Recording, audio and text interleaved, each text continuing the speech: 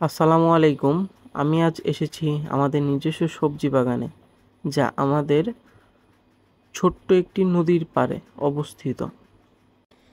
তবে বর্তমানে আমাদের এলাকায় বন্যা পরিস্থিতি থাকায় বাগানে অনেক আগাছা জন্মে গেছে। এই আগাছাগুলো এখনও পরিষ্কার করা সম্ভব হয়নি, ফলে বাগানটা দেখতে হয়তো একটু এলোমেলো লাগছে। তবুও আমি আপনাদের দেখাচ্ছি বাস্তব চিত্রটা, কারণ চাষাবাদ শুধু সাফল্যের গল্প না, বাস্তবতাও সংগ্রামের গল্প। এই অবস্থার মাঝে আলহামদুলিল্লাহ আমাদের ঢেঁড়সের ফলন খুব ভালো হয়েছে।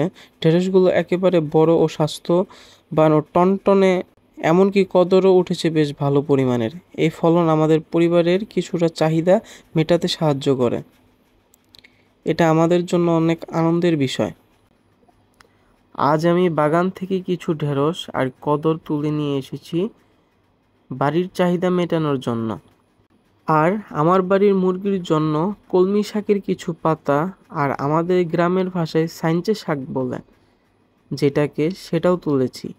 এই শাকগুলো মুরগির জন্য খুবই পুষ্টিকর। বাড়িতে এসে মুরগিগুলোর সামনে শাকগুলো বেঁধে দিলাম। মুরগিগুলো খুব সুন্দরভাবে খাচ্ছে, মাশাআল্লাহ। দেখতে খুবই ভালো লাগছে। প্রাকৃতিক খাবার খেয়ে ওরাও সুস্থ থাকবে, এই দোয়াই করি। এভাবে প্রকৃতির সাথে নিয়ে আমরা আমাদের ছোট্ট পরিসরে কাজ করে যাচ্ছি।